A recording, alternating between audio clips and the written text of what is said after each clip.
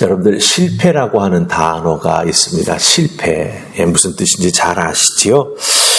이 실패라고 하는 단어는 나에게만큼은 적용되지 않았으면 좋겠다 하는 생각을 우리가 합니다. 즉 실패라고 하는 것이 나에게는 일어나지 않았으면 좋겠다라는 생각을 하지요.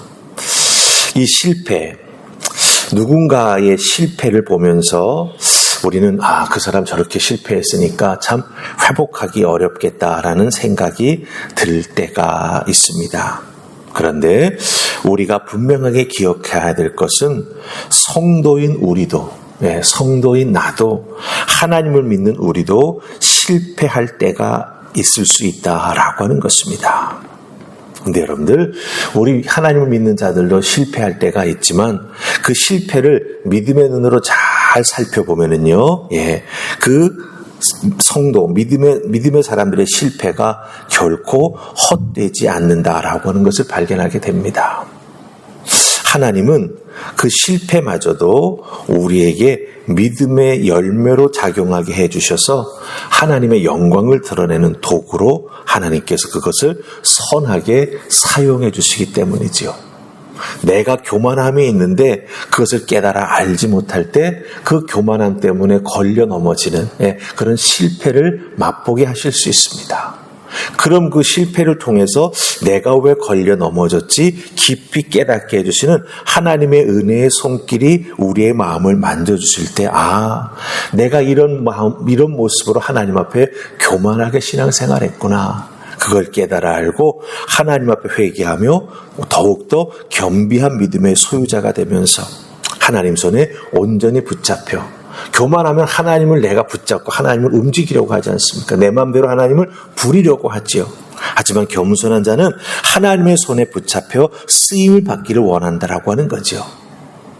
교만함을 통해서 실패했을 때 그 교만함의 실패를 통하여 내가 하나님 앞에 낮아져야 되는구나라는 것을 깨달아 알게 될 때 하나님은 그 사람을 붙드시고 하나님의 영광을 나타내는 일에 그 사람의 실패마저도 선하게 사용하신다라고 하는 것입니다. 오늘 말씀 속에서 사도 바울은요, 이스라엘 백성들, 이 하나님이 선택하신 이스라엘 백성들의 실패, 즉 예수 그리스도의 복음을 받아들이지 않음, 이것이 실패가 되는데 그것이 결코 절망으로 끝나지 않는다라고 선언하고 있습니다. 오히려 이스라엘의 실패로 말미암아, 여러분 그 11절 보시면 그 사도 바울은 이스라엘의 실패를 실족하여 넘어진 것으로 표현하고 있습니다. 넘어졌다. 이 이스라엘의 실패, 이 넘어짐이라고 하는 것은 오히려 이 실패를 통해서 이방인들에게 하나님의 구원이 선포되고 그 구원받은 놀라운 은혜의 모습을 이스라엘 백성들이 보면서 내가 이런 부분에 있어서 하나님 앞에 교만했고 잘못했구나. 그걸 깨달아 알고 이스라엘이 다시 회복할 수 있는 그 기회가 이스라엘 백성들에게 주어질 수 있기 때문에 이스라엘 백성들의 실패, 이스라엘 백성들의 넘어짐은 참으로 하나님께서 다시 사용하시는 놀라운 은혜가 나타나게 된다라고 하는 것입니다. 그렇다고 한다면 여러분들, 오늘 지금 이 실패, 넘어짐이라고 하는 이 말씀의 내용을 우리가 한번 좀 더 깊이 살펴볼 수 있기를 원합니다. 우리 믿는 자들에게 넘어짐이라는 것, 혹은 실패한다라고 하는 것, 그것이 가지는 의미가 무엇일까라고 하는 것이죠. 자, 우리 11절 말씀 찾아서 함께 읽습니다. 찾으셨죠? 11절 같이 읽습니다. 자, 시작. 그러므로 내가 말하노니 그들이 넘어지기까지 실족하였느냐? 그럴 수 없느니라. 그들이 넘어짐으로 구원이 이방인에게 이르러 이스라엘로 시기나게 함이니라. 아멘. 11절 말씀이 우리에게 주는 메시지는 무엇입니까? 하나님은 이스라엘의 실수, 즉 이 이스라엘의 넘어짐으로 그 넘어짐마저도 이방인을 위해서 사용하십니다.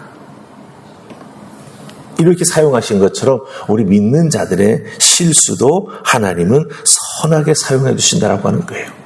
이스라엘 백성들이 하나님의 그 복음의 내용을 믿지 않고 실수하여 넘어졌는데 그것을 통해서 결국은 이방인에게 복음이 전해졌지요. 그리고 그 이방인에게 복음이 전해진 그 모습을 보고 다시 이스라엘 백성들이 하나님 앞으로 돌아오게 된다라고 하는 것이죠. 그것처럼 믿는 사람의 실수도 하나님은 그것을 들어서 선하게 사용해 주신다라고 하는 것입니다. 네, 여러분들 잘 이 부분을 생각해 보셔야 됩니다. 왜냐하면 이 하나님은 이스라엘의 넘어짐, 이 실수, 이것이 오히려 이방인에게 구원이 전파되는 놀라운 은혜의 도구로 사용해 주셨다라고 하는 거예요. 그런데 하나님께서 이스라엘 백성들만 사랑해 주시는 줄 알았는데 이방인들도 사랑하셔서 구원받게 해주시는, 그리고 축복받게 해주시는 그 놀라운 모습을 보면서 이스라엘 백성들로 도전받아서, 이스라엘 백성들로 도전받아서 오늘 11절 말씀은 시기 나게 한다라고 말씀하셨습니다. 그 이방인이 구원받는 모습이 부러워가지고 하나님 앞에 다시 돌아와 회복되는 그 은혜의 길로 이끌어 주시려고 하나님은 이렇게 이방인들도 구원받게 하시는 놀라운 은혜를 사용하셨다라고 하는 것입니다. 여러분들, 모든 것이 합력하여 선을 이루시는 하나님께서는 누군가의 실수도 이렇게 선하게 사용하셔서 사람을 살리고 사람을 회복시키고 그 사람, 회복된 사람이 하나님의 뜻에 움직여 하나님의 도구로 쓰임받는 일들을 이루어가고 계시다라고 하는 것입니다. 우리도 하나님 앞에 실수할 때 있지요. 우리도 하나님 앞에 넘어질 때가 있습니다. 그럴 때 하나님 그 넘어지고 실수한 우리를 가만히 두십니까? 아니지요. 깨달아 알게 해주십니다. 왜 넘어졌는지, 왜 실수했는지, 그리고 나서 우리를 일으켜 세우시고 우리를 사용하셔서 하나님 앞에 정말 귀한 믿음의 생활에 나아가는 그 본보기로 우리를 사용해 주신다라고 하는 것입니다. 그러게 여러분들, 우리는요 하나님 앞에 이 실수나 혹은 이 책망당하는 것을 가볍게 여겨서는 안 된다라고 하는 것이죠. 오히려 나의 연약함과 부족함이 드러나게 되면서 그 부족함과 연약함을 하나님은 하나님의 은혜와 사랑과 능력으로 채워주시고 선한 길로 우리를 인도해 주신다라고 하는 것입니다. 그러기에 실수하여 넘어졌을 때, 넘어져서 낭망될 때 어떻게 해야 되지요? 하나님의 손길을 사모하고 신뢰하는 우리가 되어야 합니다. 그래야 그 실수로 넘어진 상황 속에서 우리는 일으킴을 받을 수 있게 되고 하나님의 손안에 붙잡힘으로 말미암아 일어선 내가 어떻게 다시 쓰임받을 수 있을지 기대하고 소망하며 기도해 나아가면서 하나님의 은혜로 세워져 나아가는 우리가 될 수 있다라고 하는 것입니다. 그러기에 여러분들, 다시 한번 여러분의 삶을 돌이켜보시고 내가 실수하여 넘어졌을 때 내가 다시 어떻게 일어났지? 하나님의 은혜요, 하나님의 손길이 함께 했었다라고 하는 것.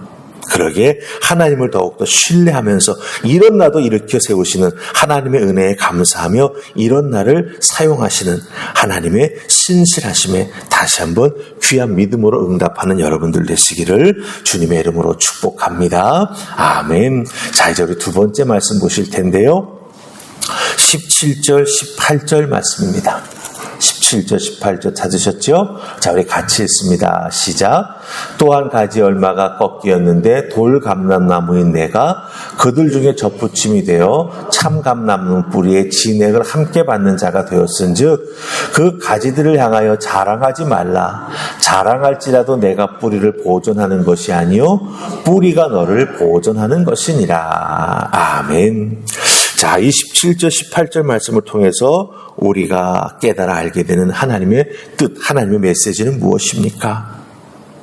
우리에게 허락된 그 하나님의 구원의 은혜에 감사하며 더욱더 겸손히 신앙생활에 나아가는 우리가 되어야 한다라고 하는 거예요. 네, 우리가 하나님의 은혜로 정말 놀라운 구원의 그 자리에 들어갈 수 있었지 않습니까? 사도 바울의 설명을 따르면 그것이 왜 가능했느냐?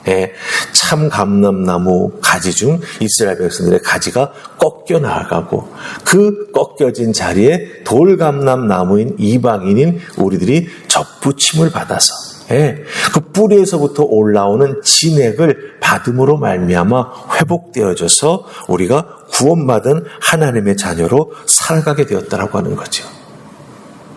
근데 여기서 잘못된 교만한 마음에 들면 내가 대단한 사람인 줄 알고 여기게 되죠. 근데 여러분들 18절 말씀 잘 보세요. 뭐라고 말합니까? 가지로 접붙인 너희들 자랑하지 말라라고 하는 거예요. 네. 왜 자랑하지 말라고 하죠? 뿌리가 접붙여진 가지 때문에 살아남는 게 아니라고 하는 거죠. 뿌리 때문에 가지가 살아남는다라고 하는 거예요. 그러니까 네가 어디에 접붙여졌는지를 명확히 기억하고 하나님 앞에 감사하며 겸손한 신앙생활을 해나가는 우리가 되어야 한다라고 하는 것입니다.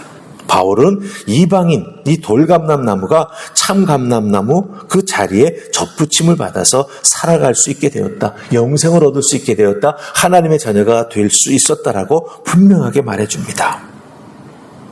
원가지인 이스라엘이 하나님을 향한 불신앙으로 인해서 꺾여 나아갔고 그 자리에 이방인들이 대신 접붙임을 받았다라고 하는 거예요.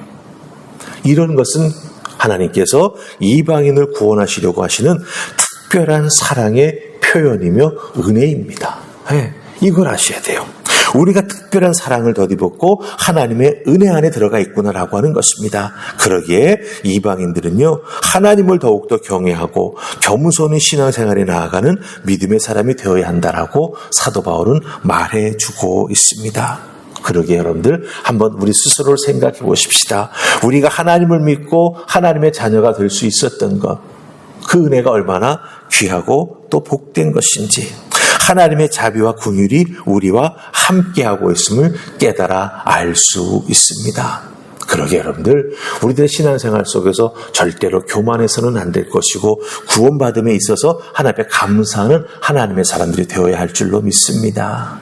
오늘 말씀의 결론으로 우리 20절 말씀 함께 읽고 설교 마칩니다. 20절 찾으셨죠? 같이 읽습니다. 자, 시작. 옳도다. 그들은 믿지 아니함으로 꺾이고 너는 믿음으로 섰느니라. 높은 마음을 품지 말고 도리어 두려워하라. 아멘.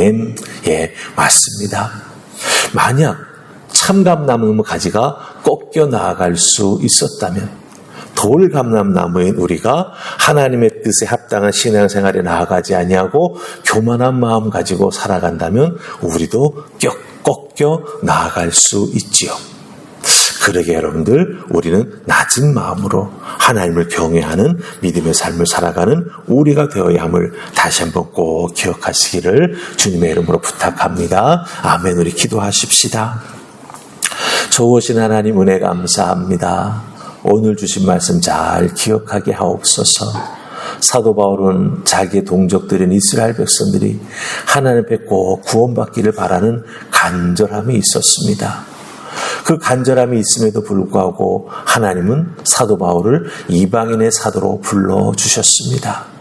이방인들에게 복음을 전하고 또 전하면서 왜 나로 하여금 이방인의 사도가 되게 해주셨을까? 사도 바울은 그 뜻을 깊이 깨달아 알기 위해 더욱더 기도했을 것이고, 그 뜻을 깨달아 알게 되었을 때 이 참감람나무와 돌감람나무 사이에 접붙임을 받는 그 놀라운 은혜가 무엇인가라고 하는 것을 깨달아 알 수 있었고, 그것을 우리에게 오늘 말씀을 통해서 설명해 주고 있습니다.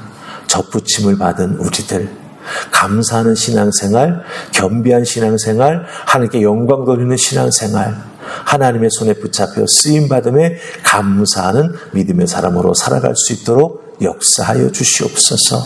오늘 나의 삶 속에서도 하나님을 향한 경외하는 믿음, 감사하는 믿음, 그리고 나 같은 죄인 살려주신 은혜에 감사하며 주의 복음을 증거하는 삶을 살아가는 우리 모두가 되게 하여 주시옵소서. 오늘 나의 삶 속에서 하나님 한 분만이 주인 되어 주실 줄 믿사옵고 예수님 이름으로 기도하옵나이다. 아멘.